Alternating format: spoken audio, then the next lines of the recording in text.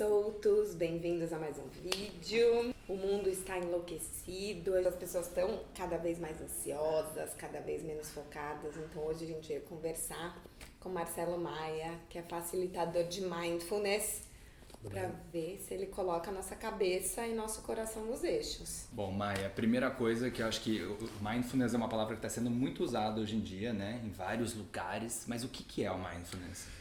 Então, o Mindfulness, ele é muito conhecido como uma prática de meditação, mas ela é muito mais do que essa prática. Ela é um estado de consciência que a gente treina através dessa prática. Então, a gente fala que estar Mindfulness é estar intencionalmente no momento presente, com abertura e sem julgamento. Se a gente for pensar como a gente vive hoje em dia, normalmente a gente está ou no futuro, muitas vezes preocupando com coisas que nunca vão acontecer, ou no passado, muitas vezes se lamentando, né? A gente não está no presente. E a gente não consegue focar nas coisas. Todas as coisas que estão acontecendo à nossa volta, elas levam a gente para um outro lugar, né? Então, grupos de WhatsApp. Eu não consigo começar e terminar uma coisa. Conforme você consegue estar mais presente no dia a dia, você consegue manejar muito melhor os seus sentimentos e o estresse do dia a dia. O Mindfulness, ele tem duas formas de você praticar, que é a prática formal e a prática informal. Obviamente, a prática formal é muito importante para a gente ir treinando a nossa mente, mas, além das meditações, a prática informal é você trazer a atenção para o tempo todo, então você trazer presença para todos os momentos. A gente pode caminhar Mindfulness, eu posso ouvir Mindfulness, que a gente não ouve mais as pessoas, eu posso fazer reunião Mindfulness, posso estar aqui totalmente presente, conversando com os meus amigos, sem estar pensando já na próxima coisa que eu vou fazer. E isso faz com que você viva muito melhor, porque você vai começar a se perceber em cada momento.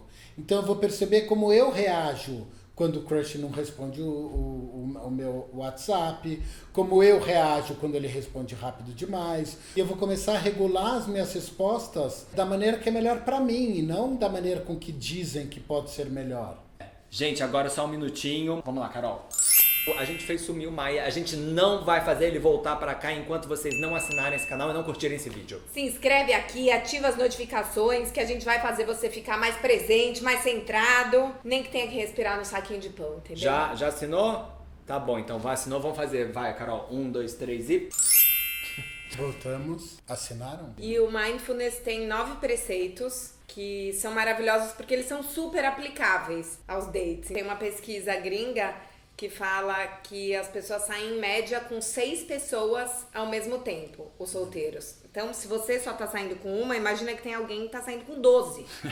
Né? Assim, o quanto atirar para todos os lados faz com que a gente não tenha relações que possam se aprofundar, né? Fazendo um paralelo com a espiritualidade. Tem um professor que ele fala que todos os caminhos levam ao mesmo lugar. Só que se você ficar um pouquinho nesse caminho, um pouquinho nesse caminho, um pouquinho nesse caminho, um pouquinho, você nunca vai chegar em lugar nenhum.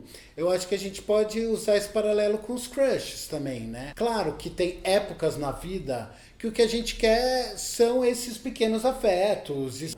Mas, se você tá querendo se aprofundar, provavelmente focar em uma pessoa vai ajudar bastante. Então, a gente queria passar agora um a um desses preceitos e pedir pro Maia explicar um pouquinho sobre eles e fazer esses paralelos com os dates. Então, você pega uma caneta, anota eles, cola no vidro do seu banheiro, no notes do seu celular. O primeiro deles é o não julgamento, né? O que o Mindfulness entende como o não julgamento? Ele vem de uma coisa de você começar a perceber quando você está julgando e começar a perceber que não necessariamente o que você está julgando é uma verdade absoluta. Então não significa que a gente vai parar de julgar, porque julgar é um ato natural nosso.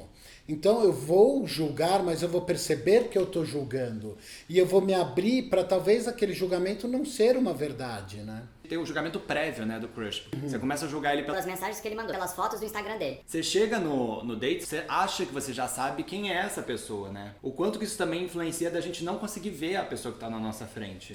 Tem uma coisa que é isso, né? A gente quer enquadrar tudo que a gente vive em algo que a gente já viveu. Então essa nossa bagagem faz com que muitas vezes a gente não enxergue a coisa como ela é, né? E daí, se a gente já viveu histórias que não deram certo, você fatalmente tá procurando quais vão ser os indícios de que essa história presente vai dar errado, né? Sim. Você acha que esse julgamento muitas vezes faz histórias que poderiam ser legais desandarem? Totalmente, sempre. Porque é exatamente isso. Pai, ele levantou a sobrancelha quando ele falou não sei quem, então ele não gostou do que eu disse e eu já fico noiado, não consigo reagir mais com autenticidade. Sim. Acho que isso puxa muito já pro segundo preceito, que é manter a mente de principiante. Então é você ir para um encontro como se você nunca tivesse saído na vida. É permitir que a coisa se mostre como ela vier. Como é que a gente pode exercitar isso na prática? Então, eu vou para um date agora.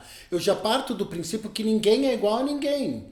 Então, se as pessoas não são iguais e reagem diferentes a cada estímulo, eu não posso querer achar que um ato de um cara vai significar a mesma coisa, o mesmo resultado do já vivido anteriormente. É, porque acho que tem coisas super simples, por exemplo, o tipo de programa que a pessoa te convida, muitas vezes a gente já classifica isso, do tipo, o date que me convidou pra jantar é uma pessoa que quer conversar mais comigo, me convidou pra um drink, é que vai querer um papo rapidinho e a putaria. vai saber, né? É isso, nem toda pessoa do jantar vai querer algo sério, nem todo convite pra drink é um convite pra sexo. Cada momento é um momento. Então, por exemplo, eu tive um namoro que eu comecei, que os 2 primeiros encontros foram motivados puramente por sexo. Depois a gente namorou e conversando, a gente falou exatamente sobre isso. Que, nossa, a segunda vez que a gente saiu foi uma coisa tão puramente sexual que os 2 ficaram na cabeça. Nossa, acho que esse cara só quer saber de sexo. E não dá pra você querer enquadrar desejos o tempo inteiro, assim. Não é porque uma vez eu quis sexo que eu não vou querer namorar nunca.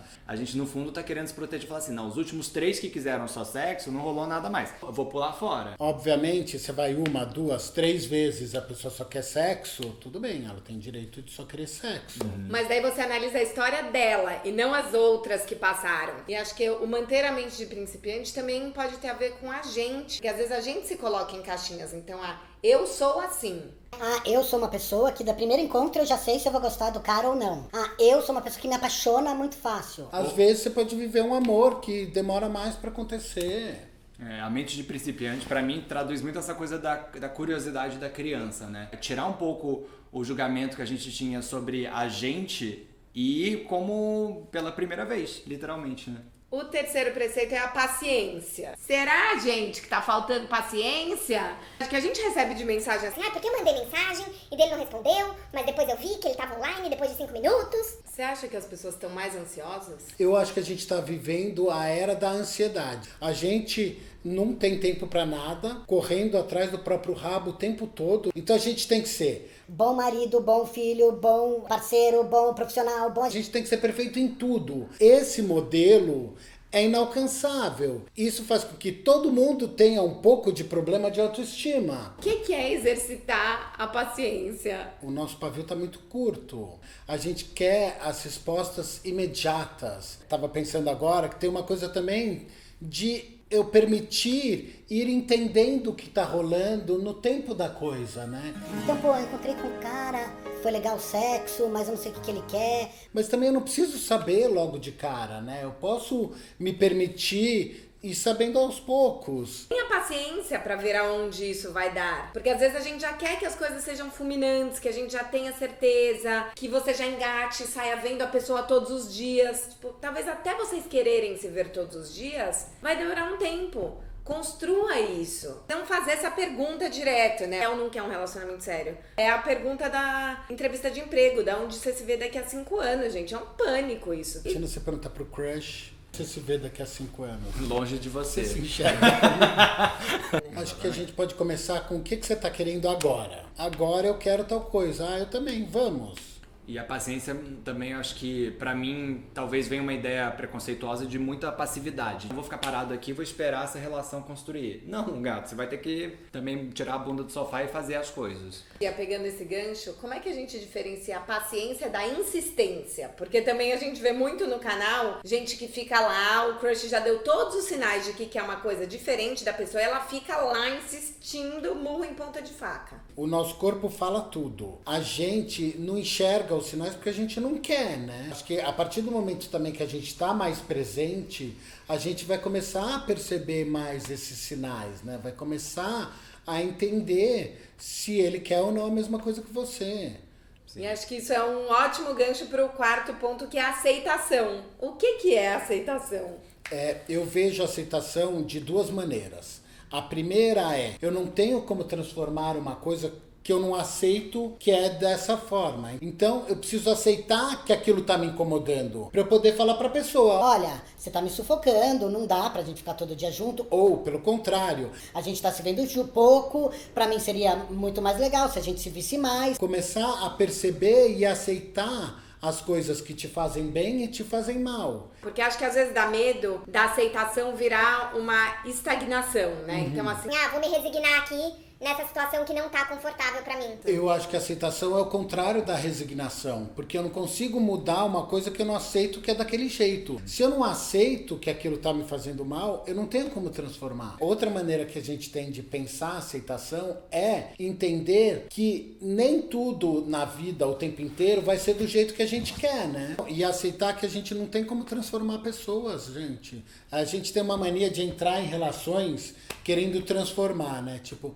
então ele é um pouco assim, mas eu acho que eu vou Mudar essa pessoa. E não muda, gente. Não muda. E tem coisas que a gente não tem o que fazer, né? A gente tem que simplesmente aceitar. Tem momentos que eu tô passando por uma crise ou que a pessoa pode estar passando por uma crise e a gente vai ter que viver isso, né? Então, aceitar os momentos como eles são, entendendo que nem sempre a gente vai estar passando por momentos super gostosos o tempo inteiro, né? Acho que a nossa vida é feita de altos e baixos, e isso é importante pra gente, né? E acho que hoje em dia, cada vez mais, no primeiro baixo a gente pula fora, né? Sim. De tudo. Então, assim, no primeiro date, mais ou menos, você já abre o aplicativo pra sair com outra pessoa, e daí fica difícil construir coisas, né? Quantos amigos que a gente tem que, assim, nasce o primeiro filho, no primeiro ano eles se separam, quer dizer, já fica um pouco mais difícil, as pessoas, tipo... abrem mão. E a aceitação também pode ser muito pra si mesmo, né?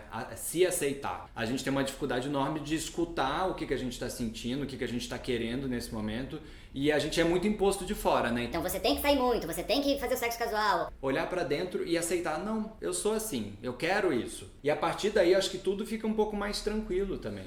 Nada é bom ou ruim pra todo mundo o tempo inteiro. A gente tem que entender o que é bom pra gente naquele instante, que pode ser diferente do que vai ser bom pra mim amanhã, ou do que foi pra mim ontem, né? Então é também essa coisa da gente praticar, né, diariamente, pra gente ter a presença no dia a dia, também ajuda a gente a entender quais são minhas reais necessidades agora, e não o que alguém deseja de mim, né? Um quinto ponto que é a ausência de esforço. A ausência de esforço eu só vou me preocupar agora com o que eu posso transformar agora.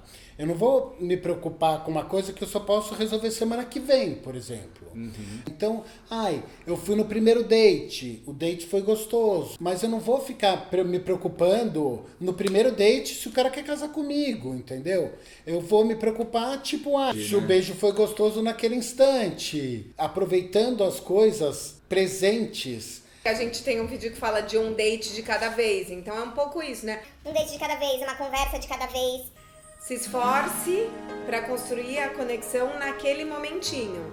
Você acha que quando a gente quer muito alguém, a gente acaba colocando mais força do que precisa e às vezes isso desanda? Quando a gente cria muita expectativa, muitas vezes a gente acaba colocando a carroça na frente dos bois. E isso faz com que a gente faça coisas que acabem desandando a relação, né? Qual que é a diferença entre ausência de esforço e passividade? A ausência de esforço é eu fazer agora o que eu posso fazer agora.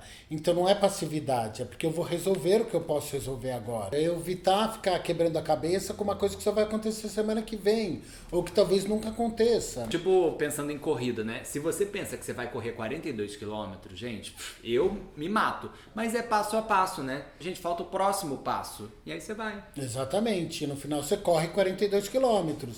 Mas se você fizer isso no primeiro segundo já pensando, vou ter que correr 42, você morre. E não faz nada. É paralisante. O 6º ponto é a confiança. A confiança começa em confiar em si ou é um trabalho junto de confiar em si e confiar no outro? Eu acho que tem esses 2 pontos. É você confiar no seu taco, confiar no que você quer pra você, porque muitas vezes tem essa coisa de eu ficar fazendo joguinho, porque pode ser que eu vá assustar a pessoa, e muitas vezes o melhor é você assustar logo e entender que a pessoa não quer a mesma coisa que você. Então confiar em você e confiar no que você quer. Confiar bastante nas emoções e nas intuições, né? Que é uma coisa que a gente não confia muito hoje em dia. Se você tá querendo ver mais essa pessoa, confia que esse sentimento é legal e se entrega a ele. Porque a gente fica meio desconfiado, fala, não vou me entregar pra isso aqui, senão eu vou me machucar. Exatamente. Confia, se entrega, se joga. A pior coisa que pode acontecer é não deu certo, mas eu tentei, né? A pior coisa é você não tentar amar. Porque amar é muito bom, de todas as formas. Rápido, demorado. A outra coisa é você confiar no tempo das coisas, confiar no processo, acreditar que as coisas podem acontecer em outro tempo. Confiar é ser vulnerável? Você se permitir e você saber que qualquer coisa que pode acontecer, você vai estar pronta para resolver. Se você nunca se jogar, você nunca vai saber qual é a sensação. Mas muita gente acha que não se joga com medo de fazer papel de trouxa, né? Na verdade, a gente está pensando com um olhar externo, né? O que os outros vão pensar de mim. E a única coisa que eu tenho que saber é, quanto isso foi bom para mim e o quanto não. E também, o que é fazer papel de trouxa, né? Porque, assim, para mim, papel de trouxa é você não se jogar de cabeça.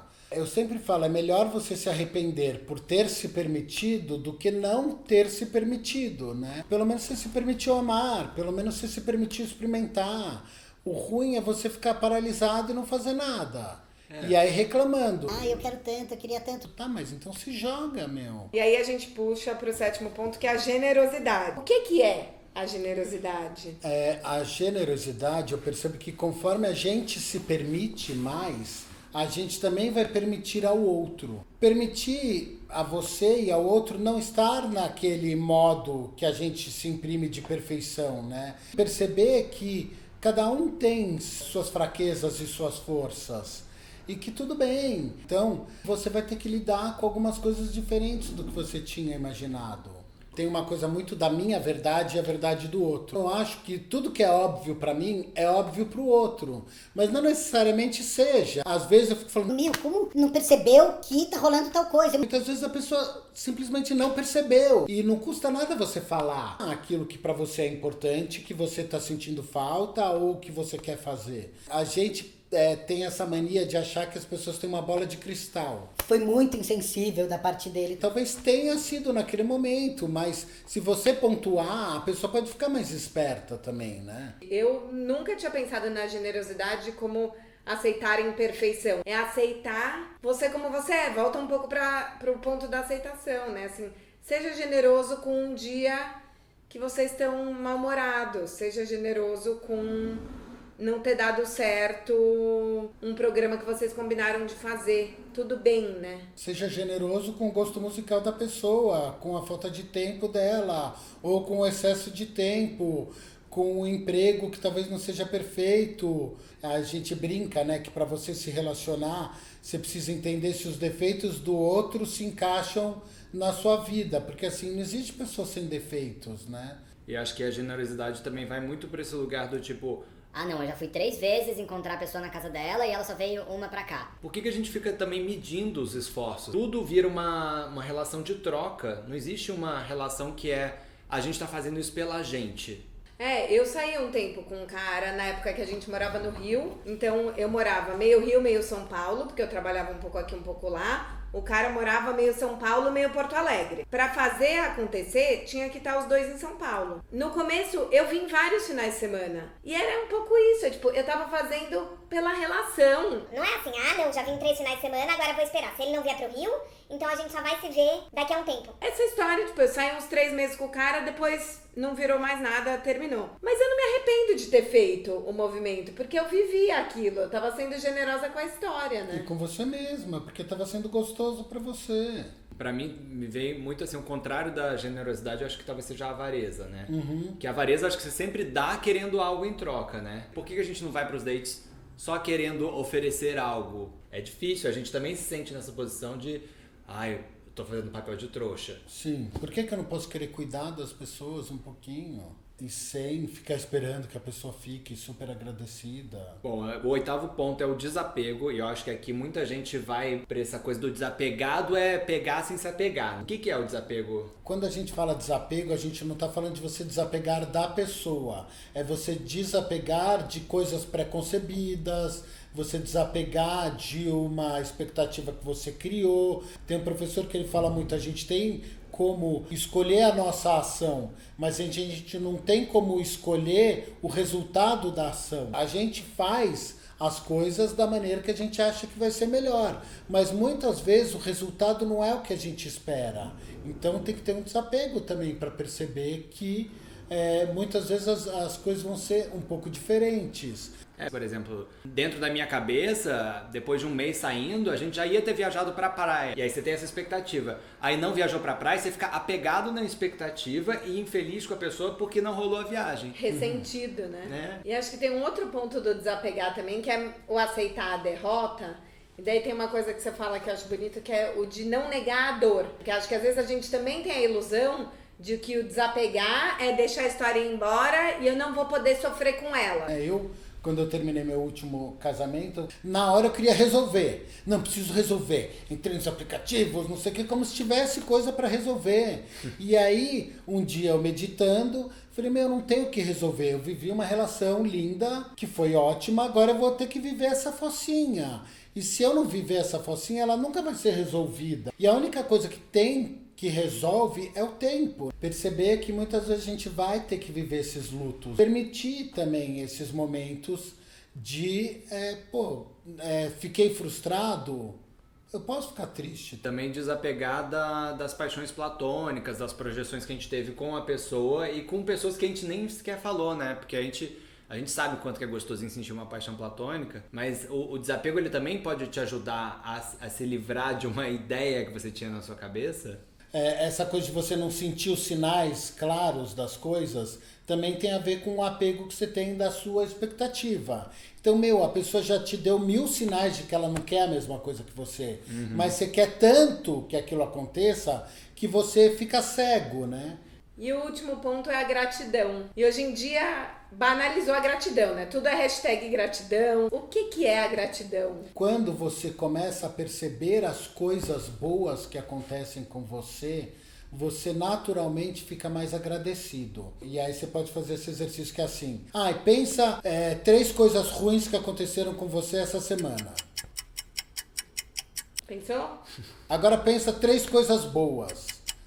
A minha experiência é que, assim, normalmente a gente tem muito mais facilidade de perceber as coisas ruins. A gente se apega às coisas ruins. E a gente tem dificuldade de perceber as coisas boas, mesmo que sejam pequenas. Então, a gente foi jantar e conversou e o papo foi gostoso. Ele me mandou uma mensagem super carinhosa, que foi uma delícia. Eu tive uma relação que ele era muito diferente de mim na maneira de expressar o amor. Eu sou super, eu te amo, não sei o que, e ele não era. Mas da maneira dele, ele o tempo inteiro estava me mostrando que ele me amava. Do jeito dele. Era uma pessoa que nunca tinha tido uma relação. Isso para ele já estava sendo um grande passo. Então, ao invés de eu querer... eu queria que ele expressasse o amor do mesmo jeito que eu. Que tal se eu, tivesse gratidão pela maneira com que ele pôde expressar o amor? Ontem eu vi aquele vídeo da Brené Brown na Netflix e ela entrevistou várias pessoas que sofreram traumas e todas as pessoas afirmaram pra ela que as coisas que elas mais sentiam falta eram momentos ordinários, não momentos extraordinários. Sim. Quando a gente tá saindo com as pessoas, a gente quer muito esses momentos extraordinários. Quero que ele me leve pro casamento, quero que a gente faça uma viagem, quero que a gente se case, quero que a gente quero ter filhos. E às vezes o que você vai sentir mais falta é de ficar junto assistindo televisão ou de ficar andando de carro em silêncio. Então talvez a gente também praticar gratidão nesses momentos ordinários. Exatamente. A gente perceber a delícia da simplicidade desses pequenos momentos. Então, assim, um olhar, um toque, cada momento tem que ser agradecido e apreciado, porque é isso, são esses pequenos momentos que constroem a coisa grande, né? E acho que tem uma coisa da gratidão pela sua própria vida, que a gente também fica esperando que a vida fique boa a hora que a gente deixar de ser solteiro. E, cara, às vezes a vida solteira tá sendo tão legal e você não tá sendo grato. Desde você poder ter tempo pra ver a série do Netflix que você ama, até de você poder ficar mais tempo com a sua avó, que talvez morra daqui a 5 dias. E se você estivesse numa relação, você não ia ter esse tempo. Ai, super obrigada. Estamos muito gratos. Ai, gente. Muita gratidão. Soltos de São Paulo, vocês têm que ir no estúdio de meditação do Maia, que é maravilhoso. Moved by Mindfulness, a gente vai colocar o site aqui. E vamos exercitar o Mindfulness no nosso dia a dia. A gente pode começar meditando, mas pode começar só estando presente.